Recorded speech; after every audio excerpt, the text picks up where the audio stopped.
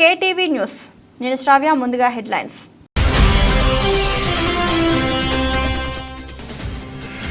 యాభై మంది ప్రయాణికులతో వెళ్తున్న రష్యా విమానం అదృశ్యం. AN-24 ప్యాసింజర్ ప్లాన్ మిస్ అయినట్టు చెప్తున్న అధికారులు.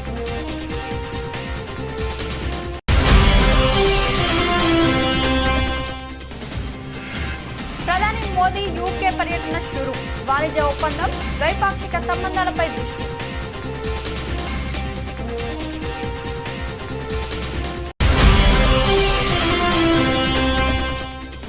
కొనసాగుతున్న విపక్షాల ఆందోళన, లోక్సభ మధ్యాహ్నానికి వాయిదా.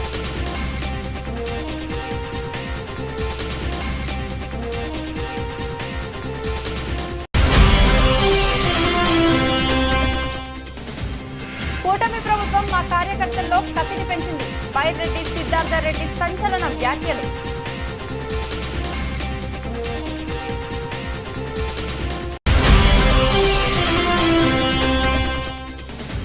రామచంద్రపురం జెడ్పీటీసీ బాలికల పాఠశాలలో బీఆర్ఎస్ శ్రేణుల ఆధ్వర్యంలో కేటీఆర్ జన్మదిన వేడుకలు.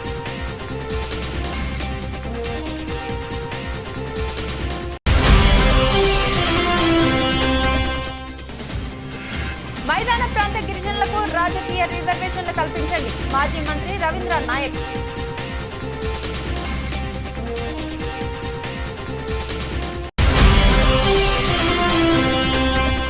బీజేపీ పాలిత రాష్ట్రాల్లో రిజర్వేషన్లు తీసేశాకే తెలంగాణలో మాట్లాడాలని డిమాండ్. తమ రిజర్వేషన్లో మత ప్రస్తావన లేదన్న రేవంత్ రెడ్డి.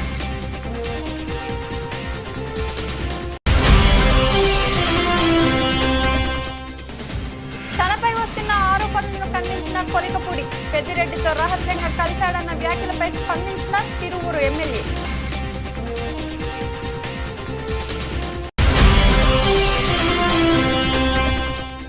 నకిరేకల్ పట్టణంలో టీఆర్ఎస్ పార్టీ శ్రేణుల ఆ పార్టీ నేత కేటీఆర్ పుట్టినరోజును ఘనంగా మాజీ ఎమ్మెల్యే చిరుమూర్తి లింగయ్య చేతుల మీదుగా రక్తదానం.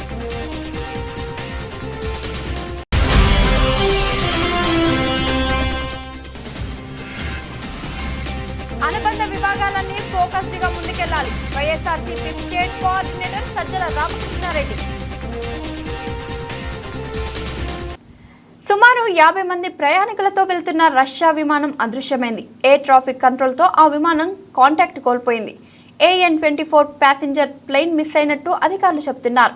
ఆ విమానంలో సుమారు 50 మంది ప్రయాణికులు ఉన్నారు. తూర్పు అమూర్ ప్రాంతంలో ఈ ఘటన జరిగింది. అంగారా ఎయిర్లైన్స్ ఆ విమానాన్ని ఆపరేట్ చేస్తుంది. చైనా బోర్డర్ సమీపంలో ఉన్న అమూర్ ప్రాంతంలోని టిండా పట్టణం దిశగా ఆ ప్లేన్ వెళ్తుంది. కొన్ని కిలోమీటర్ల దూరంలో ఉన్న సమయంలో విమానంతో కాంటాక్ట్ కోల్పోయారు. రష్యాలోని అంగారా విమానయాన సంస్థకు చెందిన ప్రయాణికుల విమానం ఒకటి అదృశ్యమైంది. రష్యాకు తూర్పు వైపు ఉన్న చైనా సరిహద్దులో ఈ విమానం గల్లంతైనట్లు అధికారులు వెల్లడించారు. అందులో 50 మంది ప్రయాణికులు, విమాన సిబ్బంది ఉన్నట్లు సమాచారం. చైనా సరిహద్దు ప్రాంతమైన అమూర్లోని టిండా ప్రాంతానికి వెళ్తుండగా కనిపించకుండా పోయింది. గమ్యస్థానానికి మరికొద్ది సేపట్లో చేరుతుందనగా ఎయిర్ ట్రాఫిక్ కంట్రోలర్స్తో సంబంధాలు తెగిపోయినట్లు మీడియా కథనాలు పేర్కొన్నాయి. దీనికి సంబంధించిన పూర్తి వివరాలు తెలియాల్సి. ప్రధానమంత్రి నరేంద్ర మోడీ 2 రోజులు అధికారిక పర్యటన కోసం బుధవారం సాయంత్రం లండన్కు చేరుకున్నారు. ఈ పర్యటనలో యూకేతో స్వేచ్ఛ వాణిజ్య ఒప్పందంపై సంతకం చేయడంతో పాటు సమగ్ర వ్యూహాత్మక భాగస్వామ్యాన్ని మరింత బలోపేతం చేయడంపై దృష్టి సారిస్తారు. లండన్లోని విమానాశ్రయంలో మోదీకి యూకే విదేశాంగ మంత్రి కేథరిన్ వెస్ట్, యూకేలోని భారతీయ హైకమిషనర్ విక్రమ్ దోరై స్వామి, న్యూఢిల్లీలోని బ్రిటిష్ హైకమిషనర్ లిండీ కెమెరాన్ ఘన స్వాగతం పలికారు. లండన్ శివార్లలో పలువురు నాయకులు, విద్యార్థులు, పార్లమెంట్ సభ్యులు మోదీకి ఉత్సాహంగా స్వాగతం పలికారు. ఇది ఇరు ప్రభుత్వాలకు, ముఖ్యంగా భారతీయ డయాస్పోరాకు గొప్ప సాఫల్యం. చాలా సంవత్సరాల తర్వాత ప్రధానమంత్రి ఇక్కడ చూసేందుకు వారంతా ఉత్సాహంగా ఉన్నారు. ఇది చిన్న పర్యటన అయినప్పటికీ ఆయనకు స్వాగతం పలికే అవకాశం మాకు లభించింది అని overseas friends of BJP diaspora group అధ్యక్షుడు కుల్దీప్ షెకావత్ PTI వార్తా సంస్థకు తెలిపారు. తన పర్యటనలో భాగంగా ప్రధాని మోదీ బ్రిటిష్ ప్రధానమంత్రి కీర్ స్టార్మర్తో విస్తృతమైన చర్చలు జరుపుతున్నారు. స్టార్మర్ లండన్ సమీపంలోని బ్రిటిష్ ప్రధానమంత్రి అధికారిక గ్రామీణ నివాసం చెక్వార్స్లో మోదీకి ఆతిథ్యం ఇవ్వనున్నారు. మోదీ కింగ్ చార్లెస్ IIIని కూడా కలుస్తారు. ఈ పర్యటనలో వాణిజ్యం, పెట్టుబడులు, సాంకేతికత, ఆవిష్కరణలు, రక్షణ, విద్య, పరిశోధన, స్థిరత్వం, ఆరోగ్యం, ప్రజల మధ్య సంబంధాలు వంటి విస్తృత రంగాల్లో సహకారంపై మోదీ దృష్టి సారించనున్నారు. రెండు దేశాలలో సంపద, వృద్ధి, ఉద్యోగ సృష్టిని పెంపొందించడంపై దృష్టి సారించి ఆర్థిక సంబంధాలను మరింత బలోపేతం చేయడంపై నాయకులు దృష్టి పెట్టారన్నారు అని మోదీ లండన్ బయలుదేరే ముందు ప్రకటనలో తెలిపారు. ప్రతిపాదిత వాణిజ్య ఒప్పందం ద్వారా రెండు దేశాల మధ్య దిగుమతులు, ఎగుమతులపై సుంకాలను తొలగించడం లేదా తగ్గించడం ద్వారా ఉత్పత్తులను మరింత పోటీతత్వంగా మార్చడం ఈ పర్యటన లక్ష్యం. 2030 నాటికి రెండు దేశాల మధ్య ద్వైపాక్షిక వాణిజ్య విలువ $120 బిలియన్ చేరాలని రెండు పక్షాలు లక్ష్యంగా పెట్టుకున్నాయి.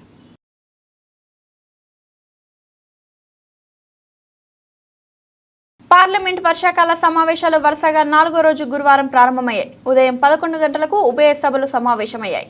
సభ ప్రారంభం కాగానే లోక్సభలో విపక్ష ఎంపీలు ఆందోళనకు దిగారు. బీహార్లో ఓటర్ల జాబితా సవరణకు వ్యతిరేకంగా పెద్ద ఎత్తున ఆందోళన చేపట్టారు. ప్లకార్డులు ప్రదర్శిస్తూ నిరసన తెలిపారు.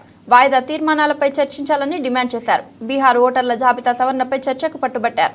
స్పీకర్ ఓం బిర్లా ఎంత నచ్చజెప్పినా సభ్యులు వినిపించుకోలేదు. సభలో తమ నిరసనలు కొనసాగించారు. దీంతో సభలో గందరగోళం నెలకొంది. విపక్ష ఎంపీల తీరుపై స్పీకర్ ఓం బిర్లా అసహనం వ్యక్తం చేశారు. ఈ క్రమంలో లోక్సభను మధ్యాహ్నం 2 గంటల వరకు వాయిదా వేయనున్నట్లు స్పీకర్ ప్రకటించారు. పార్లమెంట్ ఆవరణలో ఇండియా కూటమి ఎంపీలు ఆందోళనకు దిగారు. బీహార్లో కేంద్ర ఎన్నికల సంఘం స్పెషల్ ఇంటెన్సివ్ రివ్యూ పేరుతో చేపట్టిన ఓటర్ల జాబితా సవరణకు వ్యతిరేకంగా ప్రతిపక్ష ఎంపీలు నిరసన చేపట్టారు. ప్లకార్డులు చేత పట్టుకొని పెద్ద ఎత్తున నినాదాలు చేశారు. 4వ రోజు వర్షాకాల సమావేశాల ప్రారంభానికి ముందు నిరసన తెలిపారు. కాంగ్రెస్ అగ్ర నాయకురాలు సోనియా గాంధీ సహా పలువురు ఇండియా కూటమి ఎంపీలు ఈ ఆందోళనలో పాల్గొన్నారు.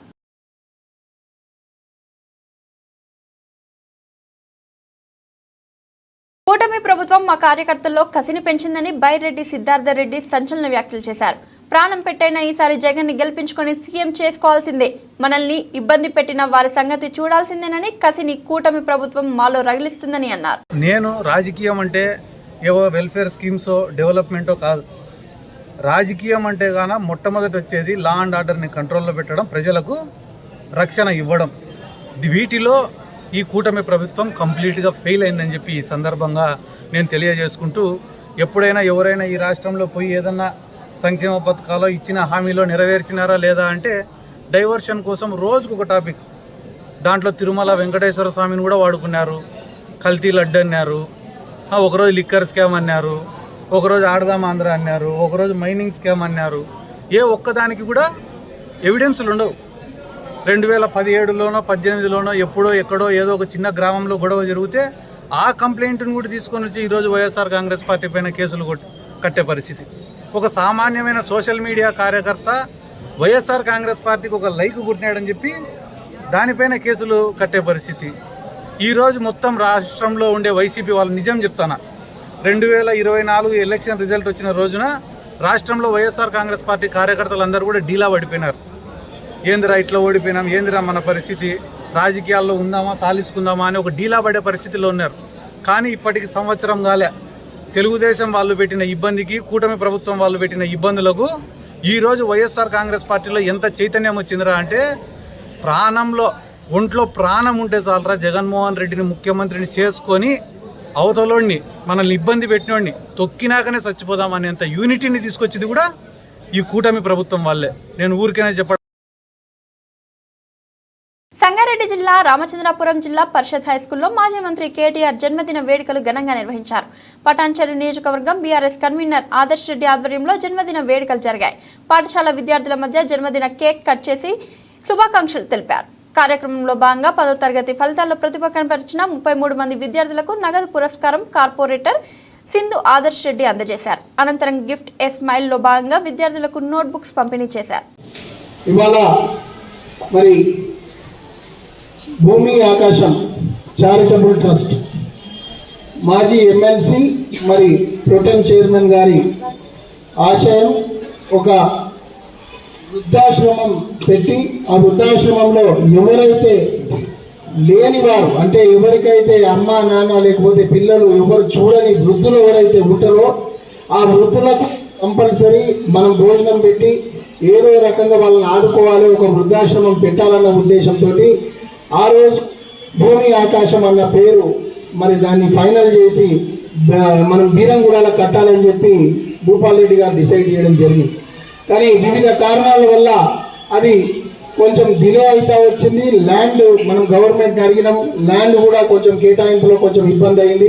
ఇప్పుడు కొంచెం వారికి కూడా హెల్త్ కొంచెం పర్మిట్ కాకపోవడంతో ఈ భూమి ఆకాశం పేరు మీద అది చేయకపోయినా ఎవరికైతే అవసరం ఉందో వారికి ఎప్పటికీ ఈ చారిటబుల్ ట్రస్ట్ కంపల్సరీ ఆదుకుంటుంది, వారికి తోడు నీడగా ఉంటుంది అన్న ఉద్దేశంతో మరి మాజీ ఎమ్మెల్సీ భూపాల్ రెడ్డి గారు ఈ వేదిక మీద ఉన్న పెద్దలందరూ, అది సింధు, మరి అంజన్న, కుమారన్న, పరమేశ్వరన్న, పాటిసత్తన్న, గౌజ్ భాయ్, మధూన్ భాయ్, జగనన్న, ఈ వేదిక మీద ఉన్న మా ఈ ఫ్యామిలీ మెంబర్స్ అందరం కూడా ఏజెన్సీ తరహాలో మైదాన ప్రాంతాల్లో నివసిస్తున్న గిరిజనులకు రాజకీయ రిజర్వేషన్లు కల్పించాలని మాజీ మంత్రి రవీంద్ర నాయక్ ప్రభుత్వాన్ని కోరారు.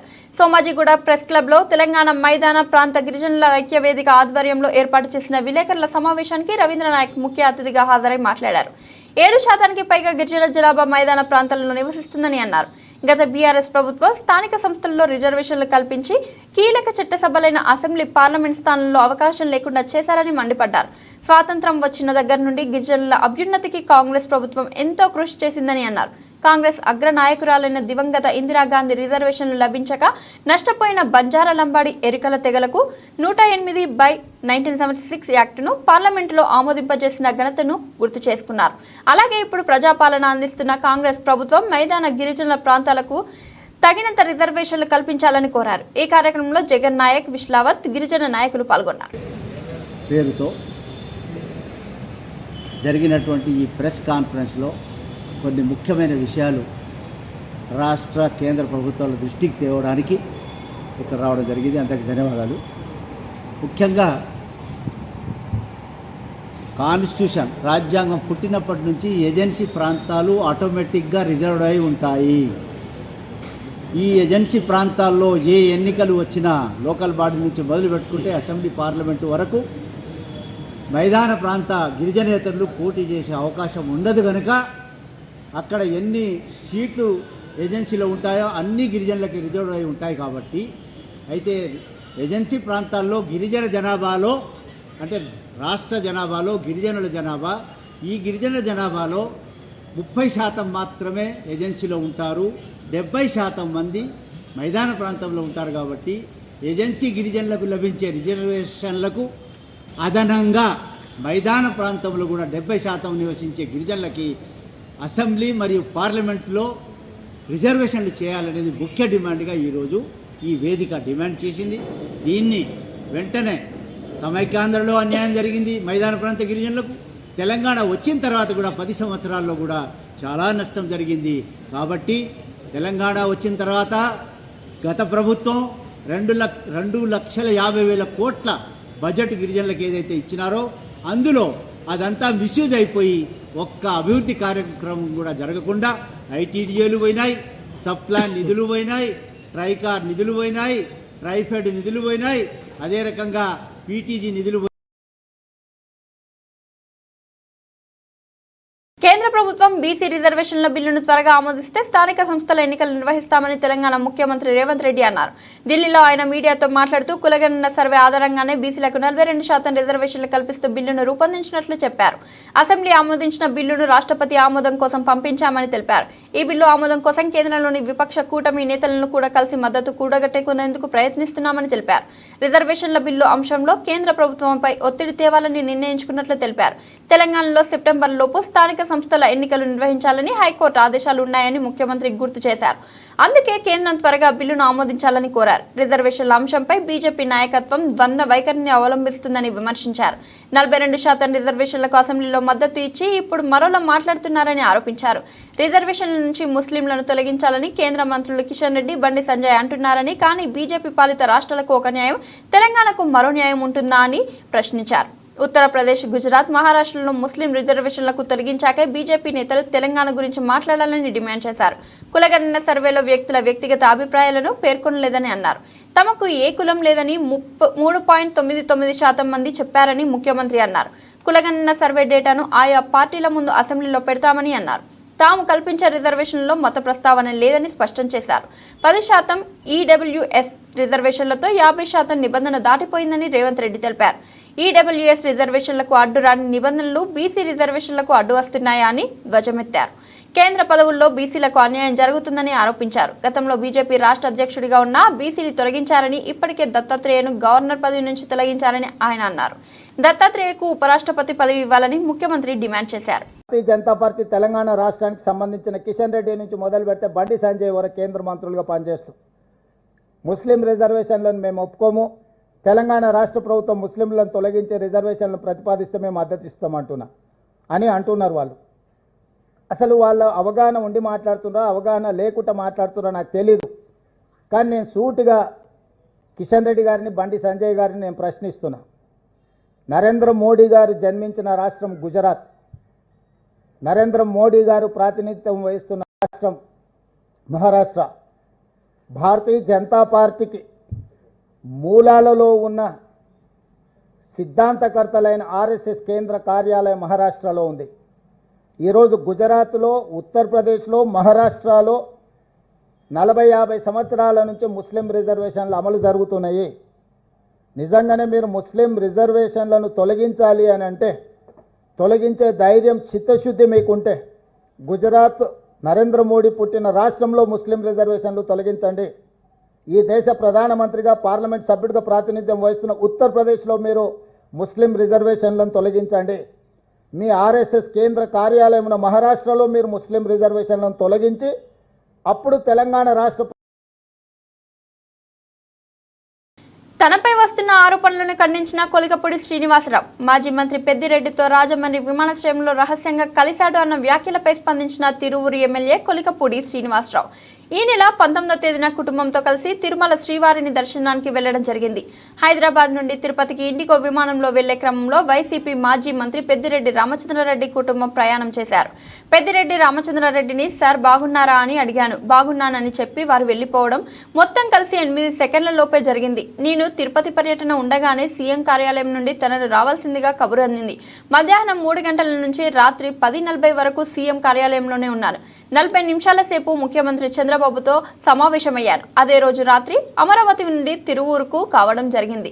నిన్న ఈ రోజు తిరువూరులో అనేక కార్యక్రమాల్లో పాల్గొనడం జరిగిందన్నారు.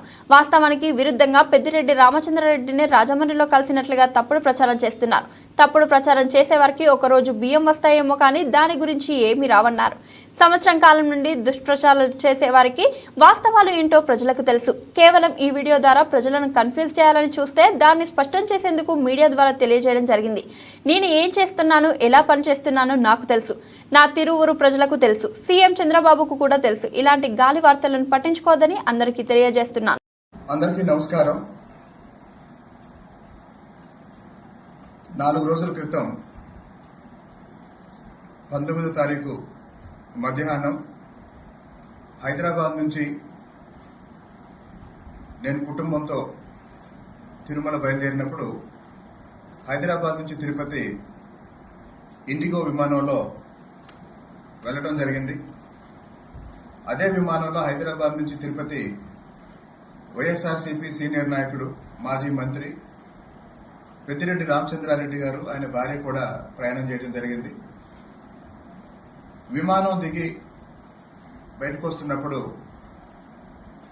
పెద్దిరెడ్డి గారిని నేను నమస్కారం సార్ బాగున్నారా అని అనడం జరిగింది. ఆయన కూడా బాగున్నాను అని చెప్పి షేక్ హ్యాండ్ ఇచ్చి వెళ్ళటం జరిగింది. ఇదంతా ఒక 7-8 సెకండ్లో జరిగింది. అయితే దీనికి సంబంధించి నేను 19వ తేదీ హైదరాబాద్ నుంచి ఇండిగో విమానంలో కుటుంబంతో తిరుమల వెళ్ళాను. నేను తిరుమలలో ఉన్నప్పుడే ముఖ్యమంత్రి గారి కార్యాలయం నుంచి మరుసటి రోజు సీఎం గారిని కలవమని నాకు సమాచారం వచ్చింది. మరుసటి రోజు అంటే 20వ తేదీ మధ్యాహ్నం 3 గంటల నుంచి రాత్రి 11 గంటల వరకు నేను సీఎం గారి పేషీలోనే ఉన్నాను. రాత్రి 10 గంటల నుంచి దాదాపు 10:40 వరకు 40 నిమిషాల పాటు సీఎం గారితో సమావేశం అయ్యాను. ఆ రాత్రి నల్గొండ జిల్లా నకిరేకల్ పట్టణంలో టీఆర్ఎస్ పార్టీ శ్రేణులు ఆ పార్టీ నేత కేటీఆర్ పుట్టినరోజును ఘనంగా నిర్వహించారు. మాజీ ఎమ్మెల్యే చిరుమర్తి లింగయ్య చేతుల మీదుగా రక్తదాన శిబిరాన్ని ప్రారంభించారు. చిరుమర్తి స్వయంగా రక్తదానం చేసి ఇతరులకు స్ఫూర్తిగా నిలిచారు. కేటీఆర్ జన్మదినాన్ని పురస్కరించుకొని కేక్ కట్ చేసి వేడుకలు జరుపుకున్నారు. ఈ సందర్భంగా మాజీ ఎమ్మెల్యే లింగయ్య మాట్లాడుతూ 10 సంవత్సరాల పాటు తెలంగాణను అభివృద్ధి బాటలో పరుగులు పెట్టించిన టీఆర్ఎస్ ప్రభుత్వ పాలన రేవంత్ రెడ్డి ప్రభుత్వం వచ్చి రాష్ట్రాన్ని 20 ఏళ్లు వెనక్కి నెట్టింది. 2028లో కేసీఆర్ నాయకత్వంలో మళ్లీ టీఆర్ఎస్ ప్రభుత్వం ఏర్పడి తెలంగాణను దేశంలో నెంబర్ 1 రాష్ట్రంగా తీర్చిదిద్దే నాయకుడిగా కేటీఆర్ నిలుస్తాడు అని అన్నారు. కేటీఆర్ ఆదేశానుసారం స్థానిక ఎన్నికల్లో విజయకేతనం ఎగరవేయడానికి సిద్ధంగా ఉండాలని అన్నారు. స్థానిక ఎలక్షన్స్ లో కాంగ్రెస్ పార్టీకి తగిన బుద్ధి చెప్పాలని పిలుపునిచ్చారు. ఈరోజు బిఆర్ఎస్ పార్టీ వర్కింగ్ ప్రెసిడెంట్, యువ నాయకుడు, తెలంగాణ అంటే ప్రపంచ వ్యాప్తంగా చాటు చెప్పిన గొప్ప యువ కిషోరం బిఆర్ఎస్ పార్టీ వర్కింగ్ ప్రెసిడెంట్ మా కేటీఆర్ గారి యొక్క జన్మదిన వేడుకలు రాష్ట్ర వ్యాప్తంగానే కాదు దేశవ్యాప్తంగా కూడా తెలంగాణ వాళ్ళందరూ కూడా ఎక్కడికక్కడ ఒక పండుగ వాతావరణం లాగా మరి ఈ రోజు బర్త్డే వేడుకలు జరుపుకుంటాం.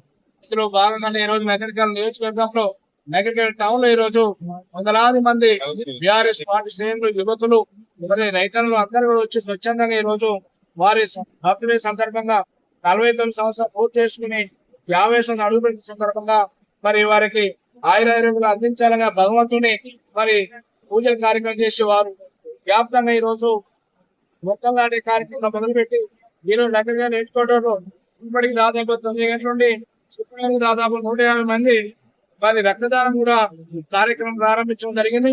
దాదాపు 200 మంది పైచీలను కూడా కేటీఆర్ గారి కోసం వారి పేరు ఎంతో మంది ప్రాణాలను కాపాడాలని చెప్పి ఆలోచనతోటి మరి రక్తదానం ఇచ్చే మా సోదరులందరికీ మరి అందరూ కూడా కృతజ్ఞతలు తెలియజేస్తున్నాం. ఈ కార్యక్రమం పాల్పంచుకున్న మా మండల నాయకులు, మున్సిపల్ చైర్మన్లు, మార్కెట్ కమిటీ చైర్మన్, జడ్పీటీసీలు, ఎంపీటీసీలు, సర్పంచులు, విద్యార్థి విభాగాలు అందరూ కూడా పెద్ద ఎత్తున పాల్గొని మా నాయకులు దేశానికి ఒక దిక్సూచి, రాష్ట్రానికి ఒక దిక్సూచి మరి కేటీఆర్ గారు అని చెప్పి సందర్భంగా అనుబంధ విభాగాలన్నీ ఫోకస్డ్ గా ముందుకెళ్లాలి. ఆర్గనైజేషన్ స్ట్రక్చర్ పై సీరియస్ గా దృష్టి పెట్టాలి. మనం కమిటీల నియామకాలు పకడ్బందీగా చేయాలి. ఎక్కడ పొరపాట్లకు తావు ఇవ్వకూడదు. అనుబంధ విభాగాలు గట్టిగా నిలబడినప్పుడే ఎన్నికల్లో ధీటుగా నిలబడతాం. రాష్ట్ర స్థాయి నుంచి గ్రామ స్థాయి వరకు పదాతి దళం సమర్థవంతంగా పనిచేయాలి. కొన్ని విభాగాలు మరింత ఫోకస్ గా పనిచేయాల్సిన అవసరం ఉంది. రాష్ట్ర కార్యవర్గం బలంగా ఉన్నప్పుడు మనం బలంగా ప్రజల్లోకి, పార్టీలకి ఇమేజ్ తీసుకెళ్లగలుగుతాం. ఫైనల్ గా ఎన్నికల్లో వైఎస్ఆర్సీపీ అభ్యర్థుల విజయానికి బాటలు వేయాలి. కమిటీల ఏర్పాటుపై సీరియస్ గా దృష్టి పెట్టాలి. కమిటీలన్నీ పూర్తయితే 14 లక్షల నుంచి 18 లక్షల మంది సైన్యం సిద్ధమవుతారు. అనుబంధ విభాగాలు, కమిటీల నియామకాలు త్వరితగతిన పూర్తి చేయాలి. పదవులు అలంకార ప్రాయంగా కాకుండా పార్టీ బలోపేతంపై దృష్టి పెట్టాలి. పదవులు పొందిన వారంతా తగిన బాధ్యతలు సమర్థవంతంగా నిర్వహించాలి. నిర్ణీత కాల పరిమితిలో కమిటీలు పూర్తి చేయాలి. క్రియాశీలకంగా ఉండగలిగే వారికి కమిటీలలో ప్రాధాన్యత ఇవ్వాలి. మనమంతా కలిసి పార్టీని బలోపేతం చేద్దాం. మరోసారి మన నాయకుడు జగన్ ని సీఎం చేసుకుందాం అని వైఎస్ఆర్సీపీ స్టేట్ కోఆర్డినేటర్ సజ్జల రామకృష్ణారెడ్డి అన్నారు. ఇప్పటి నుంచి జరగబోయేదంతా వీలైనంత వరకు ఫుల్ ప్రూఫ్గా పక్కాగా ఒక ఆర్గనైజేషన్ బిల్డ్ చేద్దామనేది ఒక గట్టి నిర్ణయానికి ఆయన వచ్చారు. రెండవది, ఇక ముందు ఏది జరిగినా గతంలోలాగా కాకుండా మన ఆర్గనైజేషన్ యాజ్ సచ్ ఎవరి చేతిలోనే పెట్టి నడపమన్నట్టు కాకుండా మనమే నడుపుతాం, ఆర్గనైజేషనే నడుస్తుంది. ఇది మనం ఎంతమందిని బయట నుంచి కన్సల్టెంట్లు పెట్టుకున్నా ఇంకోటి జరిగినా మన ఆర్గనైజేషనే మన పెద్ద వెపను, టూలు. అందుకోసం కూడా పనిచేసేవాళ్ళు రియల్గా ఏ పనికి ఏ బాధ్యతకు అవసరం ఆ పని చేయగలిగిన వాళ్ళను దానికి పెట్టి ఎఫిషియెంట్గా నడపగలిగితే పార్టీ యంత్రాంగం మొత్తం వచ్చే ఎన్నికలకు కానీ లేకుంటే రోజువారీ వీటికి కానీ సమాయత్తంగా ఉంటుంది. స్టేట్ బాడీ ఆ తర్వాత జిల్లాలు పటిష్టంగా ఉండాలి. ఎందుకంటే అన్ని జిల్లాల్లో ఇదే అవుతుంది కాబట్టి ఫోకస్ మోర్ పెట్టుకోవాలి, పెంచి చేయాల్సి వస్తుంది. అలాగే మనం తీసుకునే కమిటీకి సంబంధించి ఈ స్టేట్ బాడీ ఎప్పుడైతే మనం పటిష్టంగా చేసుకుని వాళ్ళకు బాధ్యతలు కూడా ఇవ్వగలిగితే కిందకు మనం తీసుకెళ్ళిన తర్వాత వాళ్ళు సూపర్వైజ్ చేయడం కానీ కమిటీలు వేయడము, కమిటీలు వేశాక వాటికి ఏదైనా పని ఇవ్వడము, పని ఇచ్చింది ఎట్లా జరుగుతోంది అక్కడ యాక్టివిటీ, అలాగే ఏ పనులు వాళ్ళు చేయొచ్చు, ఏ యాక్టివిటీస్ టేకప్ చేయొచ్చు. ఒక లోకల్ లెవెల్ అయితే ఆ లోకల్ ఎవరికి వాళ్ళు ప్రతి సెల్ కింద ఉన్న ఒక మాడ్యూల్ లాగా వాళ్ళ స్థానిక సమస్యల మీద వాళ్ళు రియాక్ట్ కాగలగడం. అలాగే జిల్లా స్థాయి, రీజనల్ స్థాయి అయితే దానికి సంబంధించి ఆ రీజనల్ లెవెల్లో రియాక్ట్ కావడం. స్టేట్ లెవెల్ అయితే ఇక్కడ నుంచి ఆలోచించి ఇచ్చిన దానికి స్టేట్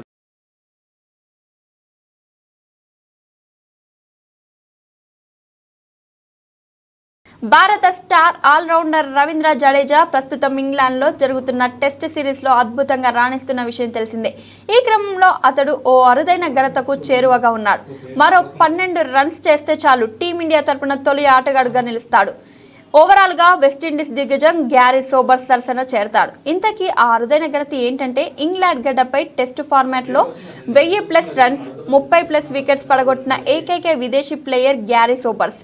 ఈ కరేబియన్ ఆటగాడు 21 టెస్టుల్లో 1820 పరుగులు 30 వికెట్లు పడగొట్టాడు. టీమిండియా ఆల్రౌండర్ రవీంద్ర జడేజా ఇప్పటికే 30 వికెట్లు పడగొట్టగా 988 రన్స్ చేశాడు. అంటే మరో 12 పరుగులు చేస్తే ఆ క్లబ్లో చేరే తొలి భారతీయ ఆటగాడిగా అరుదైన ఘనతను సొంతం చేసుకుంటాడు. జట్టు తర్వాతి స్థానంలో కపిల్ దేవ్ 638 పరుగులు 43 వికెట్లు, విను మాడ్కన్ 395 రన్స్ 20 వికెట్లు, రవిశాస్త్రి 503 పరుగులు 11 వికెట్లు ఉన్నారు. కాగా 1000+ రన్స్ 30+ వికెట్లతో జాబితాలో ఇంగ్లాండ్ తరపున ఏకంగా 12 మంది ఆటగాళ్లు ఉన్నారు.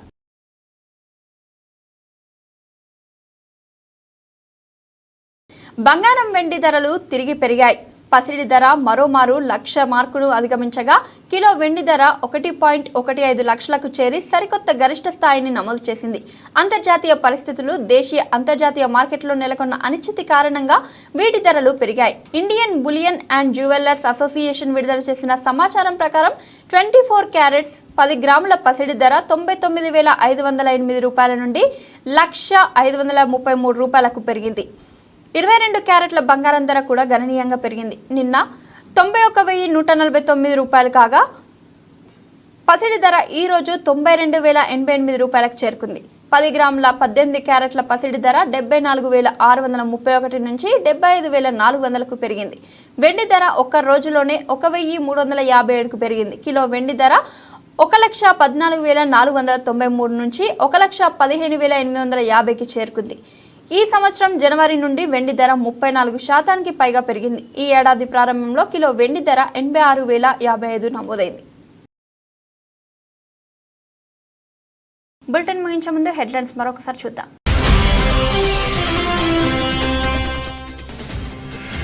50 మంది ప్రయాణికులతో వెళ్తున్న రష్యా విమానం అదృశ్యం. AN-24 ప్యాసింజర్ ప్లాన్ మిస్ అయినట్టు చెప్తున్న అధికారులు.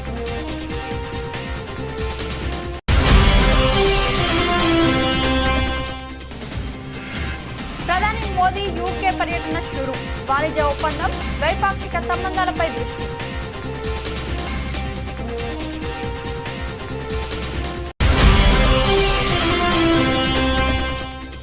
కొనసాగుతున్న విపక్షాల ఆందోళన, లోక్సభ మధ్యాహ్నానికి వాయిదా.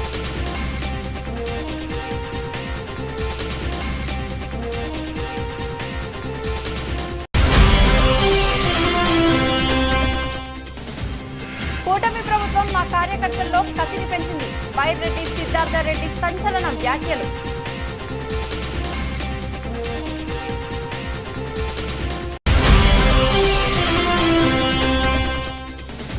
రామచంద్రపురం జెడ్పీటీసీ బాలికల పాఠశాలలో బీఆర్ఎస్ శ్రేణుల ఆధ్వర్యంలో కేటీఆర్ జన్మదిన వేడుకలు.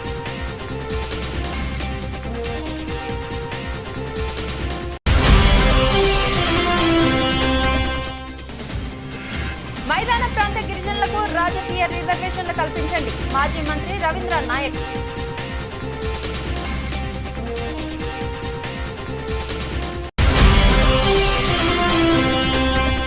బీజేపీ పాలిత రాష్ట్రాల్లో రిజర్వేషన్లు తీసేశాకే తెలంగాణలో మాట్లాడాలని డిమాండ్. తమ రిజర్వేషన్లో మత ప్రస్తావన లేదన్న రేవంత్ రెడ్డి.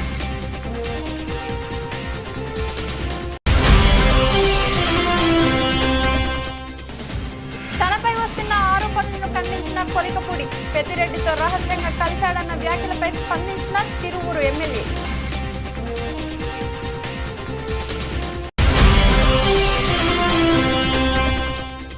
నకిరేకల్ పట్టణంలో టీఆర్ఎస్ పార్టీ శ్రేణుల ఆ పార్టీ నేత కేటీఆర్ పుట్టినరోజున ఘనంగా మాజీ ఎమ్మెల్యే చిరుమూర్తి లింగయ్య చేతుల మీదుగా రక్తదానం.